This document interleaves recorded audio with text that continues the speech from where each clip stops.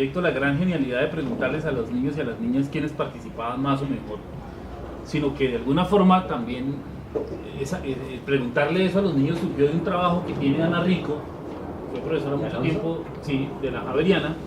Ella hizo estudios sobre género en la escuela, ¿no? Siempre le ha apasionado esos temas de género.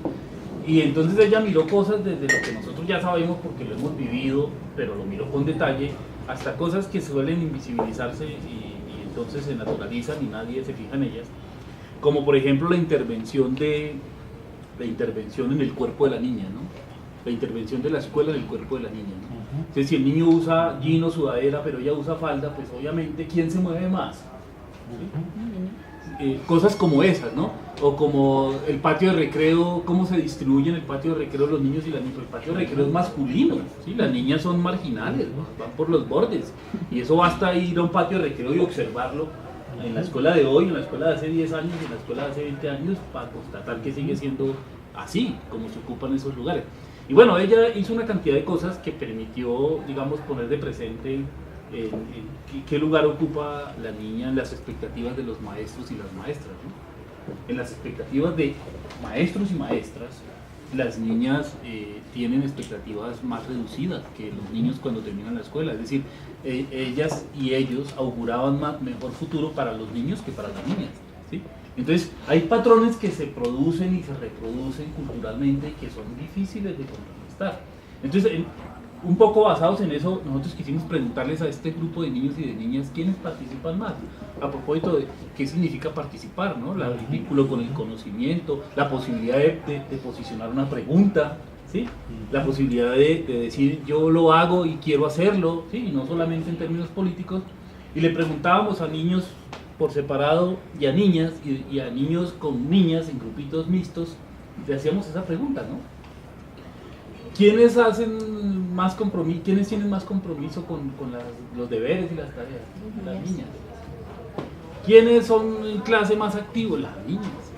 ¿Quiénes, si se hace una pregunta, levantan más la mano y quieren ayudar a las niñas?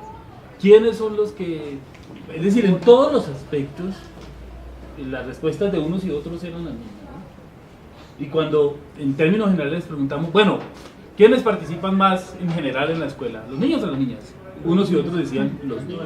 En el caso obviamente de estas niñas y de estos niños que pensaban que los niños en general participaban más, realmente la respuesta era los niños participan mejor.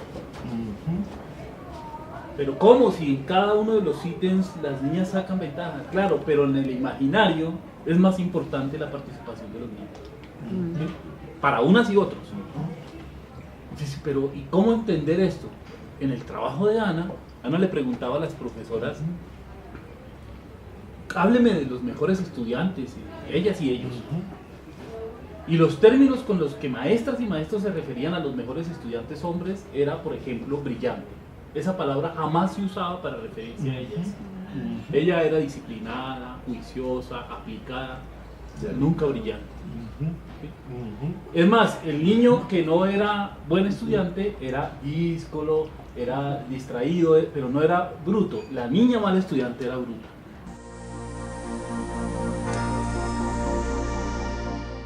Yo pensaba, por ejemplo, citaba hace rato algunos de los trabajos de Arocha en la escuela.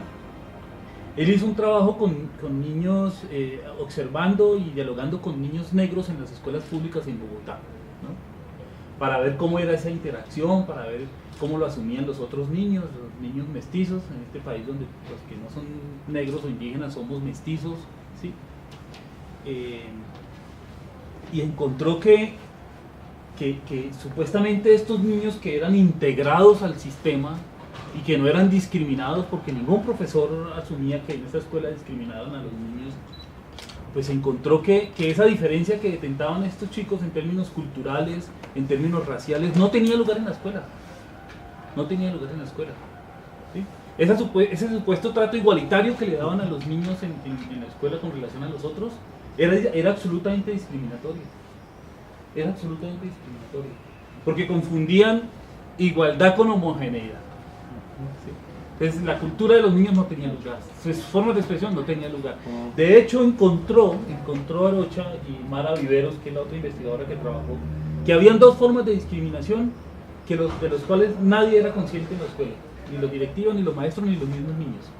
Y la llamó estereotipia una e invisibilización a la otra.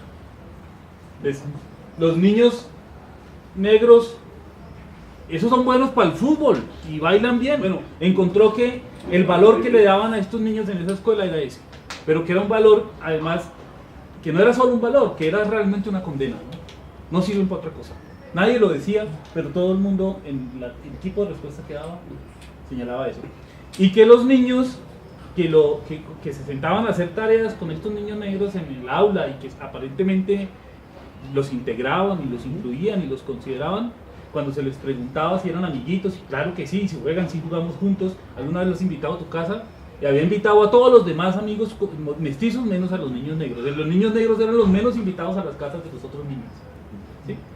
Entonces había cosas en las cuales a los niños se les negaba la posibilidad de ser considerado como un otro, ¿sí? Entonces, digamos, ahí lo que uno tiene que poner de presente es que hay una tensión y esa tensión tiene que hacerse visible entre igualdad y diferencia. Las personas detentamos diferencia. Entonces fíjense cómo esas cosas no pasan en vano, ¿no? O sea, estos chicos que entrevistábamos aquí tienen esta historia de socialización, tienen ese patrón cultural que digamos que está ahí acendrado, que es muy difícil resistirse a él, y que solamente es posible resistirse a él cuando eso es objeto de cuestionamiento en la escuela, cuando eso se interroga, ¿sí?